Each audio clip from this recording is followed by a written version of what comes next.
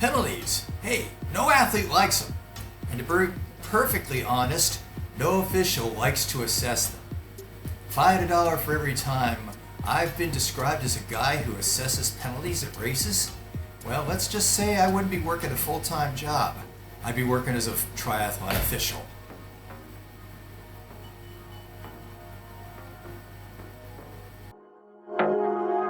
Jamendo.com.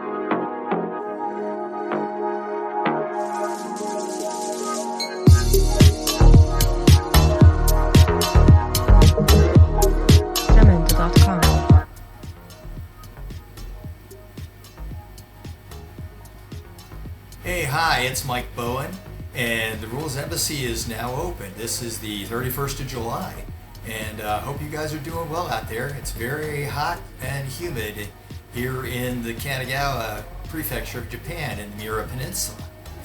And so I wanted to talk a little bit. I was watching the PTO Canadian Open triathlon race. It kind of brought a couple of things to mind in when I was thinking about penalties and how they're assessed, especially in the USA Triathlon realm.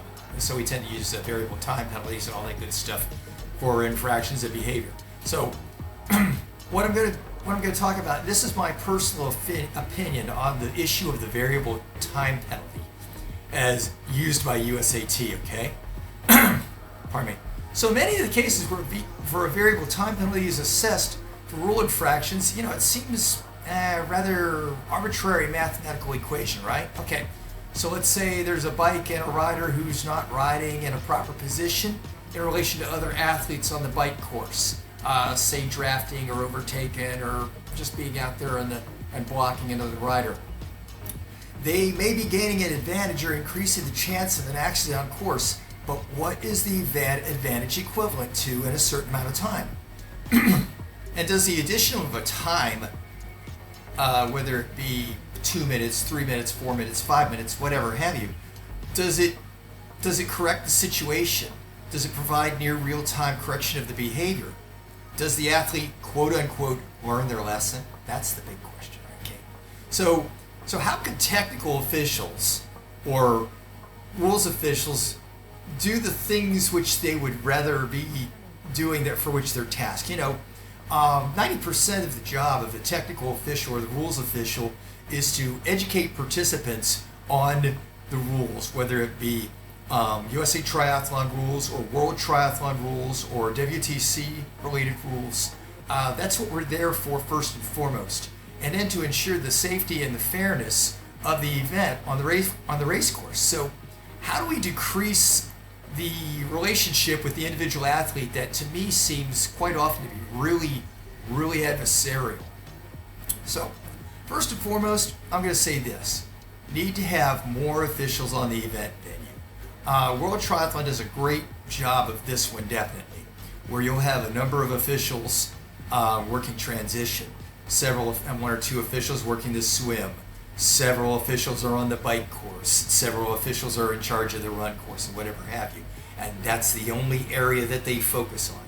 USAT, as far as the competitive rules official, we're jacks of all trades and we're responsible to keep an eye on everything there. But, so what would be nice is if USAT thought about this and said, okay, we're going to put 2 officials in transition, 1 in the swim, maybe 3 officials on the bike and 2 on the run course or something like that. It would require more officials to be around, and I know a lot of race directors aren't gonna front that sort of stipend or provide any sort of benefit for that sort of thing. But let's talk a little bit about some of that stuff. So what you would do, let's say transition area. So you need to have at least one in the transition area. So let's say in transition area, say an athlete sets their equipment up in a place that's other than their assigned space. So rather than throwing a arbitrary variable time penalty on an athlete for placing their stuff in the wrong area, why don't we just move their stuff to the right place? Have the event workers, event volunteers move that bike and that equipment to the rack where it's supposed to be. More often than not, what happens, the athlete comes out of the swim and goes, oh God, where the hell is my stuff? Pardon me, I'm using hell, okay? But that amount of time that they go, wait a minute, my number is, my number is supposed to be such and such, and it's like that amount of time where they go, oh, I put my stuff in the wrong place, didn't I? Yeah, you did. So, and it's now in the right place, so go to the right place. Few extra seconds, 30 seconds, minute, whatever have you. To me, in that humble opinion, seems to be a good solution to fixing the misplaced gear issue. Okay. Transition is also a place where warn and amend penalties can be used. And when we talk about warn and amend, it's where an official sees some behavior and says, rather than writing up the athlete for the penalty, says, stop, fix your behavior. Wait, you're wearing headphones. Take your headphones out. You're not supposed to wear headphones. Stop. Your run number's not visible. Make it visible. Go on. Move on there. Okay. So, but transition's also a good place where that warn and amend can happen too. Let's say an athlete goes out of transition with headphones on, or they've forgotten their bib number on the run. They shouldn't be allowed to relieve transition until they remedy the situation. And that would be up to the official to say, hold it, stop, get your bib number. So we already have warn and amend for pacing in the States, as far as I still recall. And that's where, if an official sees somebody being paced by a non-participant out there, to stop them and tell them, it's like, yeah, you got to cut that out. It's like the athletes, or I'm going to end up having to give you, a time penalty. So, I thought during the Canadian Open, the instance of Jonny Brownlee coming back into transition after the bike, and he dismounted his bike over the line and says, oop, stopped, came back around, pulled his bike back over the line, and it came back over the line properly. It's an extra few seconds, but it was proof, and they allowed that to be a warn and amend situation. And it was like, okay, he showed his like, okay, yeah, I screwed up, I didn't mean to, and I went back and remedied this. Have the athlete fix the problem right away, whatever it is. If they don't decide to amend the situation after the official tells them, you know what? Take note of it, give it to the head official. Give them the opportunity to choose whether to relegate the athlete to the last place in the age group category, in their age group category. They're still classified as a finisher in the event. It's not, so it's not like disqualifying them altogether. For egregious violations such as, let's say, something potentially harmful to another athlete, like obstructing the race or doing something stupid like that, or unsportsmanlike conduct, okay, fine. Then keep that option for disqualification. All right. Bicycle course, it might be a touch more complicated to enforce some sort of stop, fix your issue, move on kind of situation. But what you can do to remediate position fouls is either A, immediately stand the athlete down when you see them. Throw up a card, tell them to pull over, stop, go again. Or use a penalty box system. A race director could consider using a multiple loop bike course, like 1, 2, 3 loops of a bike, which would lessen the effect of, let's say, having to have, on a 20-kilometer bike course, 20-kilometer out, 20-kilometer back bike course for a standard distance race, which you could still have.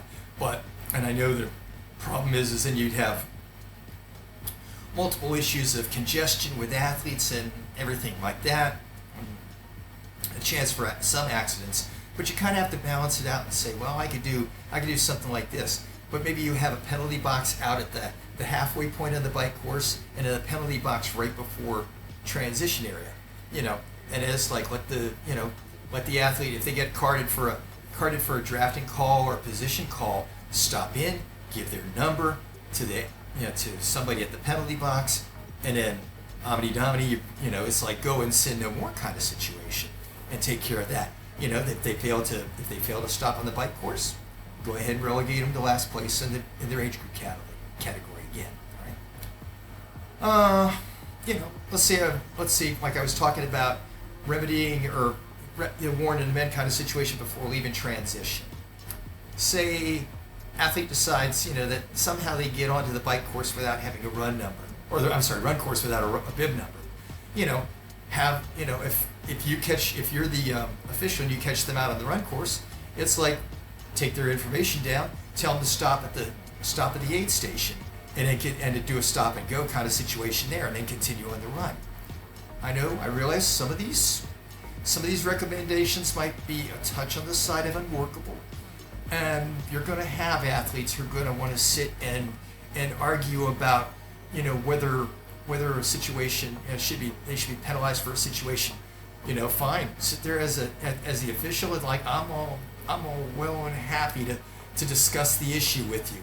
But by the way, the clock is still ticking. You know, so rather than fussing at me about fixing your bad behavior, about me telling you to fix your bad behavior, you know, go ahead and just take your headphones out or put your bib numbers so I can see it clearly or whatever have you. You know, confusing, I bet. Hopefully, some of you may consider this sort of situation as something of interest. All right. So before we close, I just want to take the time to please ask you if you enjoy some of the stuff that I put across here in the recent past. Please take the time to hit the like button, or, you know, on the video, or hit subscribe in the in the corner in the column there. Let me know how you feel, and let me know how you feel about this particular situation too. Would this make the relationship between officials and athletes less adversarial? Right? Any questions or comments, as always, you can send to me by way of Facebook, www.facebook.com/USAT Rules Guy, or you can send me an email at michael.s.bowen@gmail.com. Have yourself a fantastic Sunday, and I hope to hear from you guys real soon. Take care. Bye.